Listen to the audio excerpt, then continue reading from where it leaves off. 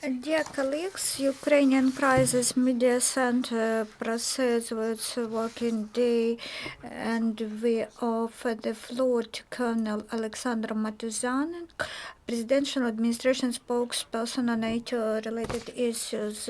Good afternoon, dear colleagues. Yesterday, the situation in the east of Ukraine somewhat deteriorated. The number of fire incidents with shells, hostile shells against Ukrainian army intensified. Twice the enemy used heavy weaponry, 82mm mortars, and one military clash of ATO forces with the enemy took place today. From this midnight, the enemy have violated the ceasefire at least 18 times. We would like to emphasize that the ATO forces complies with the Minsk agreements. That is why the responsibility for the intensification of hostilities is on the occupants. And now the details in Lugansk direction. It was calm yesterday. In Donetsk direction during the day, the enemy many times fired on Ukrainian positions to the south of Troitsk and Lugansk, mostly in the daytime. And there was a small combat of ATO forces with the group of militants. The activity somewhat intensified in Gorlivska agglomeration, the locations of Zaitsevo, Mayorsnovgorodsk. In particular, in Zaitsevo, there was a short-term mortar shelling on Ukrainian positions. On other sections of the front line, the enemy used only small arms and grenade launchers of various systems. The situation was similar in Donetsk, near Donetsk airport. In Opitne, there was a mortar shelling registered. Small provocations of the enemy were recorded in all frontline positions of ATO forces. In Mariupol direction, the enemy violated the ceasefire to the south of Krasnogorivka and Marienka. In all cases, the militants used small arms. Also near Mariupol, the lorry of armed forces of Ukraine tripped a mine and 2 our servicemen were wounded. There were no other ATO losses during the day in the Ukrainian army. According to the intelligence headquarters of the Ministry of Defense of Ukraine, in the occupied territories, the drunk militants continue to commit crimes against civilians. The Secret Service of Ukraine detained 2 militants. The first was the member of a plot formation.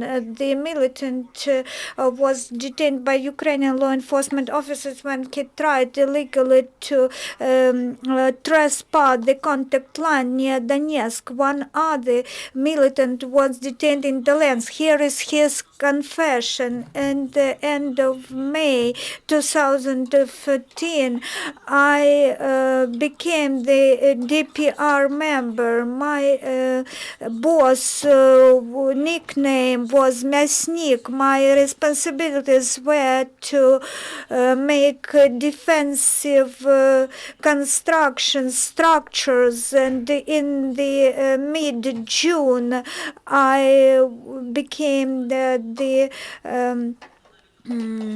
soldier. I was given Makarov gun and rounds to it.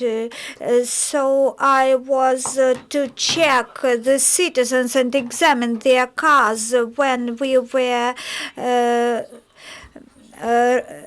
released, when we were freed by Ukrainian army. I was undercover and I tried to escape the responsibility. I would like to inform, to appeal with the message that this is not our war. to the citizens of Donbass. And one more militant was detained by Ukrainian policemen in Kramatorsk. It was established that during occupation of the city, he was on duty at the checkpoint in the town council's building. And received food and cigarettes for his job. Ukrainian law enforcement officers continue to withdraw weapons and ammunition in frontline districts. Yesterday, policemen in Lysychansk detected and seized 3 hand grenades and about 200 cartridges. The policeman returned to his owner the stolen car. This car was stolen by LPR members in 2014 in Lysychansk. It was found by the law enforcement officers in the city of Severodonetsk. In this car, they found 400 cartridges to automatic guns, a handheld grenade launcher, and 2 TNT blocks. The Secret Service also prevented the attempt to bring money to the occupied territory. They found $450,000 and 12 million Russian rubles.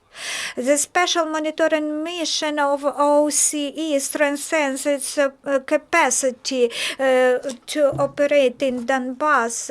They open 2 forward patrol bases today in Krasnoarmeysk and Svetlodarsk. There will be observer teams every day, which will change each other every week. The armed forces of Ukraine must the NATO standards, in particular the standard joint doctrine on medical evacuation.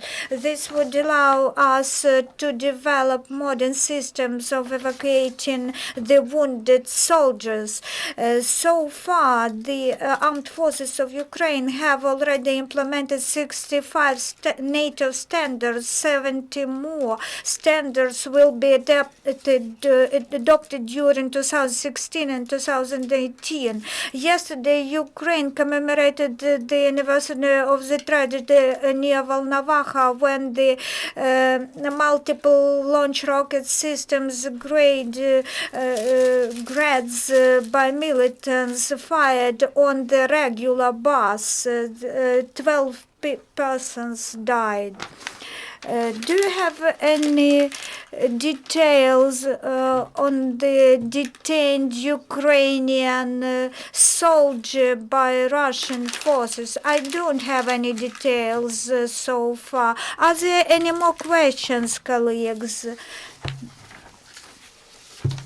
Vasil Linek, journalist from Independent Journalist Union. You are talking about implementation of NATO standards in the Ukrainian Armed Forces of Ukraine. When the NATO standard on logistics in Ukrainian armed forces would be finally implemented for 2 years, the volunteers, the ordinary persons have been financing and supplying food and uniforms to Ukrainian servicemen. It is no good that in the military conflict the volunteers supply the army. This is one of 70 standards which is planned to be implemented by 2018. Nowadays, the Ukrainian armed forces are funded from the national budget. However, of course, the volunteers have been assisting us and we are grateful to them. Thank you, Mr. Motuzyanyk. Thank you. The next press briefing, dear colleagues, will be at 1 o'clock p.m. The start of